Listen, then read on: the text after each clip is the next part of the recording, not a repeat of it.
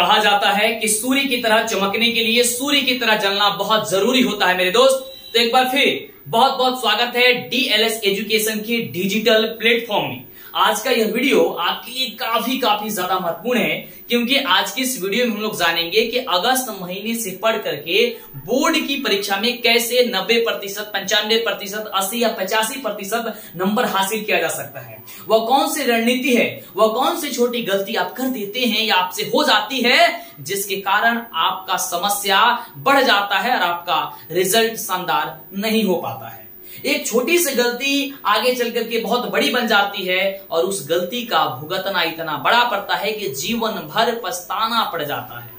तो आइए वह गलती हम लोग सुधारेंगे और वो गलती जानेंगे कि गलती क्या है और वह गलती हम लोग नहीं करेंगे, जिसके कारण हम लोग का भी नंबर यानी कि आपका भी नंबर परीक्षा में बेहतर आएगा, शानदार आएगा, जबरदस्त आएगा। तबाही मचाएंगे आप लोग भी, धमाल मचाएंगे आप लोग भी, क्योंकि सिक्का उछल चुका है मेरे प्यारे साथियों। अब हेड भी आपका होगा और टेल भी आपका होगा। जब तक तोड़ेंगे नहीं तब तक छोड़ेंगे नहीं। आइए हम लोग समझते हैं, लेकिन इस वीडियो को अपने दोस्तों में जितने भी व्हाट्सएप ग्रुप है, टेलीग्राम ग्रुप है, सब जगह फैला दीजिए, फटाफट से शेयर कर दीजिए। लाइक रुकना नहीं चाहिए वीडियो पसंद आएगा तो। और जो भी आपको हम बताने वाले हैं उस बात को आप लोग नोट कर लीजिएगा कहीं ना कहीं। तो सबसे पहले बताना चाहेंगे कि अगर आप भी 2023 में बोर्ड की परीक्षा देने वाले हैं, किसकी परीक्षा? तो बोर्ड की परीक्षा देने वाले हैं 2023 में, तो सबसे छोटी गलती क्या हो जाती है कि आपको सिलेबस की जानकारी न होना। सबसे पहले यही गलती आपसे होती है कि सिलेबस की जानकारी नहीं होना। 90% बच्चों की बात करें तो उनको सिलेबस की जानकारी नहीं होती है। आप लोग भी वीडियो देख रहे हैं तो आप भी सोचिए कि क्या आपको सिलेबस की जानकारी है? आपका सिलेबस क्या है आपको पता है? तो काफी बच्चे कहेंगे सर हमको सिलेबस के बारे में पता नहीं है। तो जब सिलेबस के बारे में, जिस बच्चे को सिलेबस के बारे में पता नहीं होगा वह कुछ भी तैयारी नहीं कर सकते हैं। तो सबसे पहले सिलेबस की जानकारी आपको होनी चाहिए। और यह गलती हम बच्चों में नहीं कहेंगे, कुछ जगह यह देखा जाता है कि जब भी स्कूल कॉलेज में टीचर कोई पढ़ाने जाते हैं तो डायरेक्ट बुक उठा करके और क्लास की शुरुआत कर देते हैं, वह सिलेबस नहीं बताते हैं। तो जब सिलेबस शिक्षक नहीं बताएंगे तो बच्चों को कैसे पता चलेगा? और जब सिलेबस के बारे में बच्चों को जानकारी नहीं होगा फिर आगे वो कुछ नहीं कर पाएंगे, क्योंकि जब उनको यही पता नहीं है कि हमको पढ़ना क्या है, परीक्षा में क्या क्या आएगा, किताब में क्या क्या है, तो फिर उनकी तैयारी कैसी होगी? अधूरी ही रह जाएगी, कुछ समझ में नहीं आएगा। तो सबसे पहला है कि आपको सिलेबस की जानकारी हो जाना। दूसरी बात कि जब आप यह जान लें कि सिलेबस में आपका क्या क्या पढ़ना है, तो अगर आप कोई सब्जेक्ट पढ़ रहे हैं, जैसे बात करें तो आप मैथ ही पढ़ रहे हैं, ठीक है। अब मैथ में आपका बहुत सारा चैप्टर होगा, तो सबसे पहले आप यह आप कहीं लिख लीजिए या नोट कर लीजिए कि आपके चैप्टर में, मैंने आपके उस बुक में कितने चैप्टर है उस सब्जेक्ट में। तो जब उस सब्जेक्ट में आप चैप्टर की जानकारी ले लेंगे, अब आपको जब चैप्टर शुरुआत करना है, मान लीजिए कि पहला चैप्टर शुरुआत करना है, जैसे कि गणित का ही चैप्टर आप शुरुआत कर रहे हैं, और गणित में सबसे पहला जो आपका चैप्टर है, मान लीजिए कि वास्तविक संख्या है या 10वीं क्लास का है, वास्तविक संख्या चैप्टर का नाम है। तो वास्तविक संख्या में अब आप यह पता कीजिए कि इस चैप्टर में आपको पढ़ना क्या है, क्योंकि जब आप यह लिख लेंगे कि इस टॉपिक में ये पढ़ना है, तो आगे चल करके कोई टॉपिक उसमें से छूटेगा नहीं। कई बार ऐसा होता है कि हम लोग किताब पढ़ते जाते हैं तो तब पता चलता है कि कोई टॉपिक छूट गया है, छूट जाता है कभी कभी। तो जब छूट जाता है उसी से क्वेश्चन एग्जाम में आ जाए तो समझ गए। क्योंकि देखिए एग्जाम में एक मार्क्स जो होता है ना, एक नंबर, वो काफी महत्वपूर्ण होता है, क्योंकि एक नंबर से ही बच्चे टॉपर बन सकते हैं और एक नंबर से ही सेकंड टॉपर बन सकते हैं, और एक नंबर से बच्चे फेल भी हो सकते हैं, क्योंकि 299 नंबर आ जाएगा तो वो सेकंड डिवीजन हो जाएंगे, और 300 नंबर आ जाएगा तो फर्स्ट डिवीजन हो जाएंगे। ऐसा होता है ना, कई बार ऐसा होता है एक नंबर कम है, जैसे मान लीजिए कोई बच्चे का 29 नंबर मिल गया और 30 नंबर की जरूरत होती है, तो बच्चे गए ना।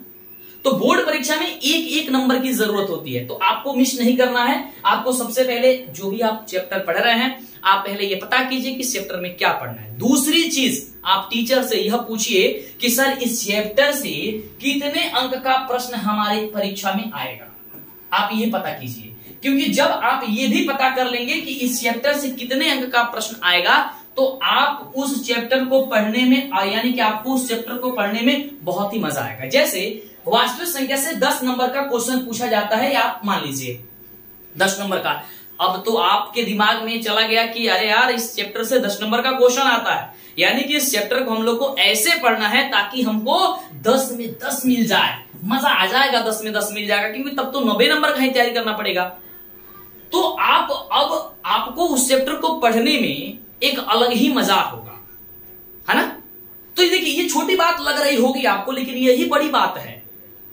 एक छोटा घाव होता है और कभी कभी वो घाव इतना बड़ा रूप ले लेता है कि इंसान की मृत्यु कर डालता है। तो इसे छोटा मत लीजिए, चलिए ये जानकारी हमको नहीं है तभी कोई बात नहीं है, तो ऐसा गलती तो कभी नहीं करना। सिलेबस की जानकारी आपको अवश्य होनी चाहिए। आपका जो सब्जेक्ट है, जिस भी सब्जेक्ट में, उसमें कितने चैप्टर हैं और जो चैप्टर आप शुरुआत कर रहे हैं उस चैप्टर में आपको पढ़ना क्या क्या है और उस चैप्टर से कितने नंबर का क्वेश्चन आता है, पहला बात ये। दूसरा, जब आप एग्जाम देने जाएं तब की जानकारी बता देते हैं सबसे, उसके पहले, यानी देने जाएं तब की नहीं, उसके पहले ही आपको एग्जाम का पैटर्न समझना चाहिए। अगर आप एग्जाम का पैटर्न समझ लेते हैं तब तो आपके तैयारी में 4 चांद लग जाएगा। क्यों? क्योंकि जब आप जान जाएंगे कि हाँ हमारी परीक्षा में ऑब्जेक्टिव भी क्वेश्चन पूछा जाता है और सब्जेक्टिव भी क्वेश्चन पूछा जाता है, तो आप तो अब दोनों तरीका से ना फायदा कीजिएगा। यहां पे अगर मान लीजिए ये बात पता ही नहीं आपको पहले से, और एक पता चले आपका जब एग्जाम सामने आ रही है, यानी कि कल या परसों एग्जाम देना, आज पता चलेगा कि आपके एग्जाम में ऑब्जेक्टिव आएगा, अब तो आप सोच में पड़ गए, यार ऑब्जेक्टिव कैसे आ गया, हमको तो पता ही नहीं था, पता होता तो पहले पढ़ लिए होते। ऐसा होता है ना। तो पहले आप जानकारी ले लीजिए कि क्या आपके एग्जाम पैटर्न है, जो एग्जाम लिया जाएगा ना बोर्ड के द्वारा, वो कैसा लिया जाएगा, क्या उसमें सब्जेक्टिव होगा कि ऑब्जेक्टिव केवल होगा या फिलिंग इन ब्लैंक्स होगा, मतलब क्या कुछ होगा, होता ना ऐसा। तो सबसे पहले तो ये जानकारी होनी चाहिए। ये छोटी सी लग रही होगी लेकिन ये बहुत बड़ी चीज है ना। तो ये करिएगा ना, बिल्कुल आप लोग करिएगा, और इसको आपको ध्यान में रखना। ये 2 चीज जो आपको बताया, सिलेबस की जानकारी, एग्जाम पैटर्न की जानकारी। और हमने आगे क्लास शुरू करने से पहले हमने प्रत्येक सब्जेक्ट का कोशिश करना है कि आपको बता दें। ज्यादा देखिए, जितना ज्यादा बच्चे देखते हैं तो हम लोग को पढ़ाने में, बताने में भी बहुत मजा आता है। तो आप लोग उसे देखिए, दोस्तों में भी शेयर कीजिए, सबको बताइए और एक साथ आप लोग मेहनत कीजिए। चलिए यहां तक आपने समझा, ठीक है। तो देखिए टीचर से आप पढ़ रहे हैं तो टीचर से पहले आप ये जानकारी जरूर ले लें, जो भी टीचर जा रहे हैं आपके ये आपके क्लासरूम में, ठीक है, या फिर ऑनलाइन आप पढ़ रहे हैं तो आप ऑनलाइन भी है तो गूगल पे भी बहुत सारा तमाम चीजें मिल जाएगा, है ना। हम लोग भी वेबसाइट पे अपना ऐप पे अपना डालते रहते हैं, टेलीग्राम ग्रुप वगैरह, जो व्हाट्सएप ग्रुप वगैरह सब में डालते रहते हैं, ठीक है। तो 2023 के ग्रुप के लिए नीचे हम व्हाट्सएप ग्रुप भी बना दिए, तो आप व्हाट्सएप ग्रुप में जुड़िए, एकदम शानदार तैयारी कीजिए यार, कोई दिक्कत नहीं होगा। चलिए आगे बात करते हैं हम लोग। तो यहां पे हम लोग ने समझा बोर्ड की परीक्षा के लिए। अब आगे बात करते हैं, अब आपको क्या जानकारी होनी चाहिए। अब क्या होता है कि बहुत सारे जो बच्चे होते हैं उसमें कमी या बहुत सारे बच्चे क्या मतलब कि कई सारे बच्चे, मतलब सभी बच्चों में ये देखा जाता है कि उनके पास क्या होता है कि कोई सब्जेक्ट मजबूत होता है उनका, तो कोई सब्जेक्ट उनका कमजोर होता है। ऐसा होता है ना, बिल्कुल। मान लीजिए किसी बच्चे का जो है वो मैथ जो है वो क्या है, मैथ मजबूत है, ठीक है, और कोई बच्चे का क्या है, मैथ जो है वो मैथ ही कमजोर है। ये 2 प्रकार के बच्चे होते हैं ना, बिल्कुल क्या सर होता है। या आप लोग भी देखिए, कोई आपका सब्जेक्ट मजबूत होगा तो कोई सब्जेक्ट आपका कमजोर होगा। तो अब गलती यहां पे क्या हो जाती है बच्चों से, गलती यहां पे क्या हो जाती है कि जो मजबूत सब्जेक्ट होता है, क्या होता है, जो मजबूत आपका विषय होता है, अधिकतर बच्चों के देखा जाता है कि मजबूत सब्जेक्ट को बार बार पढ़ते हैं। तो सपोज मानिए कि किसी बच्चे का मैथ मजबूत है, ठीक है, यानी कि उनका मैथ में बहुत बढ़िया जानकार है, उनको मैथ समझ में बहुत अच्छे तरीके से आता है। तो देखे होंगे कई बार कि वो बच्चा केवल मैथे पढ़ता है, बार बार मैथे पढ़ेगा, जहां देखिए वो मैथे पढ़ेगा। अरे ऐसा चीज नहीं ना है। अगर आप मान लीजिए मैथ ही पढ़ना है बार बार और मैथ में आप 100 में 100 ला दें, यानी कि 100 में 100 नंबर ला दें, तो क्या आप टॉपर बनिएगा? कभी नहीं। कहेंगे नहीं सर टॉपर कैसे बनेंगे, क्योंकि हम लोग को तो टॉपर बनने के लिए अगर बिहार बोर्ड की बात करें तो 500 नंबर का क्वेश्चन आता है, 500 नंबर का परीक्षा होता है। तो 500 नंबर में कम से कम तो हमको कम से कम 450 से ज्यादा नंबर लाना होगा, तब तो जाकर के टॉपर बनेंगे ना, बिल्कुल। तो जब 400 से ज्यादा नंबर लाना है तो 100 नंबर ला करके आप क्या करेंगे, क्या करेंगे 100 नंबर ला करके? कुछ नहीं। तो सबसे पहले देखिए हम गलती यहाँ पे क्या आपको बता रहे हैं कि वह गलती नहीं करना है कि जो सब विषय मजबूत है और जो विषय कमजोर है, कमजोर विषय और मजबूत विषय, इन दोनों विषय को समान समय देना है। क्या देना है? समान समय। अब समान समय का मतलब ये नहीं हम कह रहे हैं कि अगर मैथ 2 घंटा पढ़ रहे हैं तो हिंदी 2 घंटा पढ़िए ना, ये बात हम नहीं बोल रहे हैं। समान समय कहने का मतलब है कि जितना जानकारी आपको मैथ में रख रहे हैं आप, उतना ही जानकारी आप लोग कमजोर सब्जेक्ट में भी रखें, यानी कि आप उतना ही जानकारी हिंदी में रखें। अगर एक पहला चैप्टर मैथ का बढ़िया से बना लेते हैं तो हिंदी में भी पहला चैप्टर को आप ऐसा करिए कि बढ़िया से आपको याद हो। संस्कृत है तो संस्कृत है, उर्दू है तो उर्दू है, इंग्लिश है तो इंग्लिश है। ऐसा नहीं है कि केवल एक एक सब्जेक्ट को आप विशेष ध्यान दीजिए, बाकी सब्जेक्टों को छोड़ दीजिए। तो फिर ऐसा आप करेंगे तो फिर ऐसी गलती आपको नहीं करनी है, और इसी गलती की वजह से बड़ा ही दिक्कत हो जाता है। तो ये गलती आपको कदापि नहीं करनी है, ये बात आप लोग ध्यान दीजिएगा। ओके, अब चलिए ये देखिए, ये छोटा छोटा आपको हम गलती बता रहे हैं और यही गलती आगे चल करके बड़ी हो जाती है। ठीक है, तो आपने क्या समझा? सबसे पहले एक बार दोहरा दे, सिलेबस की जानकारी होनी चाहिए। दूसरी चीज आपकी एग्जाम पैटर्न क्या है, एग्जाम पैटर्न के बारे में जानकारी होनी चाहिए। आपका कौन सा चैप्टर आपकी शुरुआत कर रहे हैं, उस चैप्टर में कौन कौन से टॉपिक है, ऐसा ना हो कि कोई टॉपिक छूट जाए। उस चैप्टर में कितने अंक का प्रश्न पूछा जाएगा, आपको यह जानकारी होनी चाहिए। आगे बात करते हैं तो हमने आपको बताया कि आपको सभी सब्जेक्ट को समान समय देना है, यानी कि समान तैयारी करना है, एक समान आपको तैयारी करना है। ठीक है, आपको इक्वल समान यानी कि समान समय देना है हर एक सब्जेक्ट का। जितने भी आपके सब्जेक्ट हैं सभी सब्जेक्ट को बेहतर तरीके से एकदम मतलब कि आप तैयारी करना है लाजवाब तरीके से। ओके, तो इतना आपने समझा।